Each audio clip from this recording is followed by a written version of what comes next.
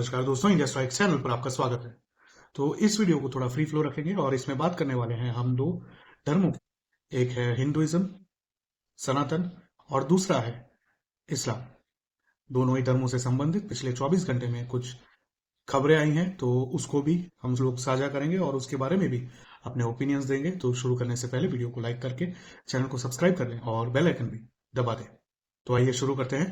तो सबसे पहली जो खबर आई वो है मद्रास हाईकोर्ट से, तमिलनाडु से। वहां पर मद्रास हाईकोर्ट ने तमिलनाडु HRNCE मिनिस्ट्री को कुछ इस प्रकार के आदेश दिए जो काफी इंटरेस्टिंग है और वेलकम करने जैसे हैं। उन्होंने बताया कि टेम्पल कोई पिकनिक स्पॉट नहीं है जहां पर कोई भी व्यक्ति जब चाहे मुंह उठाकर चला जाए। तो अगर किसी व्यक्ति की उस भगवान में, उस धर्म में आस्था नहीं है तो उसको उन जगहों पर प्रीमाइसिस के अंदर नहीं जाना चाहिए।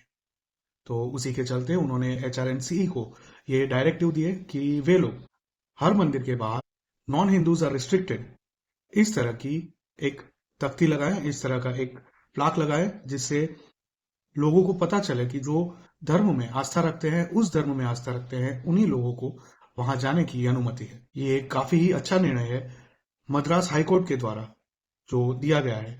तो इसको हम वेलकम करते हैं और आशा रखते हैं कि सिर्फ तमिलनाडु में ही नहीं बल्कि पूरे देश में इसी प्रकार की सुविधाएं रखी जाएं, इसी प्रकार की स्पष्टताएं रखी जाएं कि जो सिर्फ हिंदू मंदिर हैं उसी में ही नहीं बल्कि जो चर्च है, चाहे कोई मस्जिद हो, मॉस्क हो या फिर कोई भी जगह हो, उन जगहों पर दूसरे धर्म के लोगों का जाना अलाउड नहीं होना चाहिए।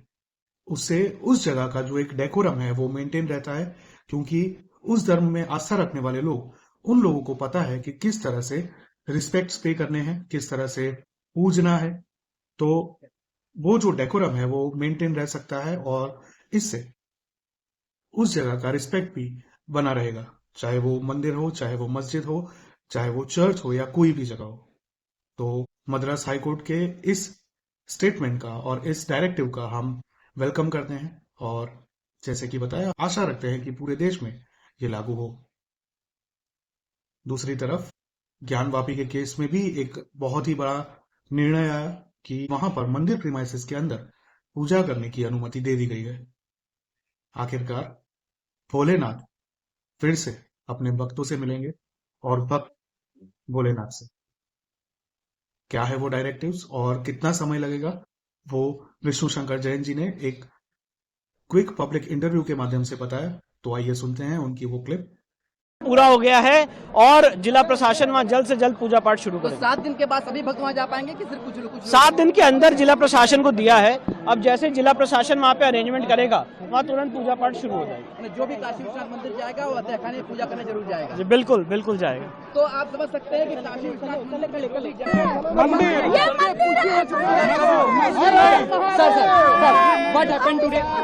विष्णु जी ये बताइए कि अब पूजा पाठ जो शुरू होगी तो ट्रस्ट को आदेश होगा किस तरीके से पूजा पाठ करेंगे। देखिए, काशी विश्वनाथ ट्रस्ट को भगवान की कैसे पूजा पाठ हो इसके लिए कोई आदेश की जरूरत नहीं होती है, उनको पता हो कौन कौन से भगवान पूजा पाठ हो, क्या विधि हो। देखिए, वहाँ पे वही मैं बता रहा हूँ, उसकी निटी-गिटीज में वो काशी विश्वनाथ ट्रस्ट डिसाइड करेगा।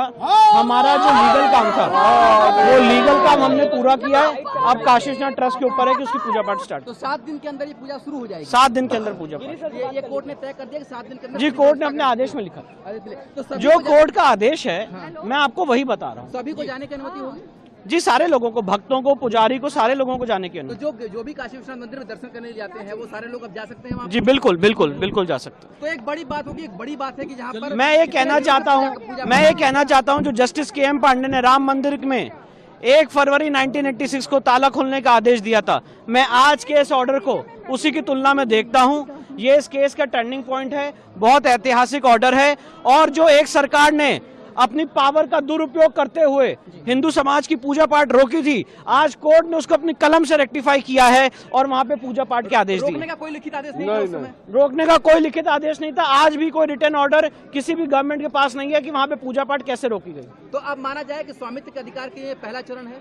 ये बिल्कुल पहला चरण है और बहुत जल्दी लीगल केस हम पूरा करेंगे और केस जीतेंगे। तो इसके बाद अगला लक्ष्य वजूखाने का सर्वे है। वजूखाने का सर्वे, जिसके लिए सुप्रीम कोर्ट में सुनवाई होगी। तो तो जैसे कि आपने देखा कि कुछ ही समय में पूरा अरेंजमेंट वहां की जो कमेटी है, टेम्पल कमेटी है, उन लोगों को करना होगा और वो लोग जैसे ही वो अरेंजमेंट्स कर देते हैं वहां पर पूजा पाठ शुरू हो जाएंगे।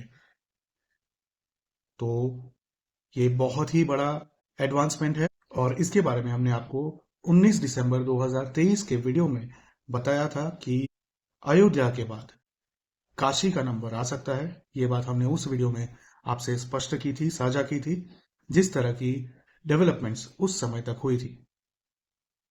उसके ठीक एक दिन पहले एएसआई का रिपोर्ट सबमिट हुआ था, वो भी क्लोज एनवेलप में, तो उसके बारे में भी हमने उस पर्टिकुलर वीडियो में बात की थी। ये रहा उसका थंबनेल, तो अगर आप चाहें तो उसमें जाकर देख सकते हैं हमने क्या क्या कहा था 2024-25 के बारे में, सनातन धर्म से संबंधित जो डेवलपमेंट्स हैं उनके बारे में। आप जाइए, उसको जरूर देखिए और आप अगर कोई भी फीडबैक देना चाहें तो उसके कमेंट में जरूर दें। तो फिर से एक बार हम विष्णु शंकर जैन जी को और हरिशंकर जैन जी को, पिता पुत्र दोनों को ही बहुत बहुत साधुवाद देते हैं और हमेशा ही सभी सनातनी उन लोगों के ऋणी रहेंगे और अयोध्या राम मंदिर में भी जिन जिन लोगों ने हिंदू पक्ष की ओर से केस लड़ा है उनके भी हम ऋणी रहेंगे। इसी प्रकार से कृष्ण जन्मभूमि का भी जो केस है, जो शाही ईदगाह मस्जिद का जो केस है, उसमें भी कुछ इसी प्रकार के डेवलपमेंट्स आने वाले समय में हमको देखने को मिल सकते हैं। तो जैसे जैसे अपडेट्स आएंगे हम आपके साथ शेयर करेंगे। और आखिरी बात जो हम करने वाले हैं वो है इस्लाम से संबंधित, और वो भी सऊदी से संबंधित। वहां पर एमबीएस ने, मोहम्मद बिन सलमान ने कुछ डायरेक्टिव्स जारी किए हैं प्रेयर्स को लेके और अपने रिलीजन को फॉलो करने को लेके सऊदी में। इसके ऊपर एक छोटा सा क्लिप है जिसमें काइंड ऑफ मेल्टडाउन है, लेकिन जो भी रिफॉर्म्स किए हैं उसके ऊपर हम बाद में चर्चा करेंगे। देखिए वो छोटा सा clip. Bin Salman has issued a new set of orders and rules that have been published on the Ministry of Islamic Affairs website, designed to tone down and restrict Ramadan in Saudi Arabia as he continues with his push to drive Islam out of the public sphere. Firstly, the ban on the use of loudspeakers for mosques will not be lifted during Ramadan. The call to prayer remains restricted to 1/3 of the volume of the loudspeakers, and loudspeakers are banned entirely for Quranic recitation, even if worshippers struggle to hear the Imam from the back. Secondly, the broadcasting of Taraweeh, Ramadan prayers, is banned on all media platforms. The famous Masjid Quba, where the legendary Imam of Medina, Muhammad Ayyub, rahimahullah, was discovered, and other mosques are all banned from broadcasting the recitation of the Imam and broadcasting prayers that are often watched in the hundreds of thousands by Muslims around the world. The holy mosques of Mecca and Medina are not expected to be included in this ban. Bin Salman seeks to avoid a backlash similar to last year when he tried to apply this ban to the two holy mosques. Thirdly, the new rules order that prayers should be shortened and the dua or supplications should be kept short. Fourthly, anyone looking to sit in the mosque in the last 10 days for i'tikaf must show ID. In other words, the state apparatus will intimidate worshippers by collecting information for surveillance, a tactic that Bin Ali used in Tunisia to discourage people from going to the mosques. The fifth rule is that mosques are banned from collecting donations from worshippers, whether that be to fund meals for those breaking their fast or for any other purposes. It's worth noting here that worshippers often donate during Ramadan towards meals on the basis of a saying of the Prophet Muhammad sallallahu alaihi wasallam, whoever gives food for a fasting person to break his fast, he will have a reward like the one who fasted. The sixth rule is that worshippers are ordered not to bring their children to the mosques, and this rule is almost identical to that of Soviet satellite states that banned children from mosques in order to prevent Islamic influences on their nurturing and upbringing.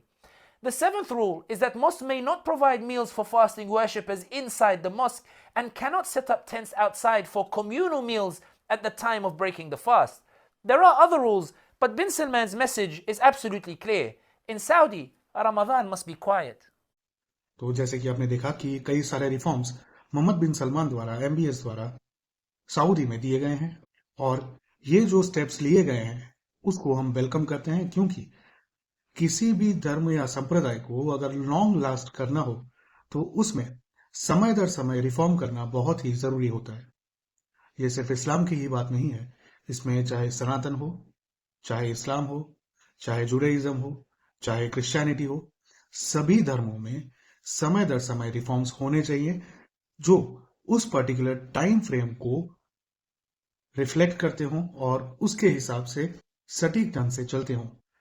तभी जाकर उन धर्मों को और भी long lasting बनाया जाता है। तो हमारे हिसाब से मोहम्मद बिन सलमान ने ये जो रिफॉर्म सजेस्ट किए हैं वो इस्लाम को लिमिटेड करने के लिए नहीं बल्कि उसको लंबे समय तक चलाने के लिए हैं, और पॉजिटिव भी हैं कि जो रेडिकलिज्म इन प्लेटफॉर्म्स के माध्यम से चलाया जाता है, जो हमने कई सारी जगहों पर पूरी दुनिया में देखा है और आज भी होता है, वो रेडिकलिज्म कंट्रोल किया जा सके, उसको कर्ब किया जा सके, उसको कम किया जा सके।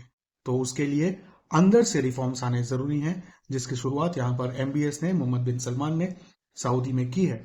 तो उसको हम कॉन्ग्रेचुलेट करते हैं और आशा रखते हैं कि इसी प्रकार के जो रिफॉर्म्स हैं वो दूसरी सब जगहों पर भी लागू हों और सभी अपना धर्म विदाउट एनी डिफिकल्टी फॉलो करें, लेकिन उसी के साथ किसी और व्यक्ति को उन रिचुअल्स की वजह से परेशानी ना हो। ये चाहे हिंदू धर्म से संबंधित हो, चाहे इस्लाम से संबंधित हो, चाहे चर्च से संबंधित हो, चाहे किसी और धर्म स्थान से संबंधित हो या धर्म से संबंधित हो, सभी के लिए वो एकोमोडेटिंग होना चाहिए, इंक्लूसिव भले ही ना हो, वो एटलीस्ट डिसरप्टिव या डिस्टर्बिंग नहीं होना चाहिए। आपको क्या लगता है हमारी बात से? अगर आप सहमत हैं या असहमत हैं तो नीचे कमेंट में हमारे साथ अपने विचार सनातन और इस्लाम दोनों को लेकर जरूर साझा करें। वीडियो को लाइक करके चैनल को सब्सक्राइब कर लें। और फिर से एक बार, ये जो एक पर्टिकुलर इमेज है जो शेयर की गई है ट्विटर पे विष्णु शंकर जैन जी की, वो जरूर देखें। और मिलते हैं अगली खबर में, तब तक के लिए जय हिंद, हर हर महादेव।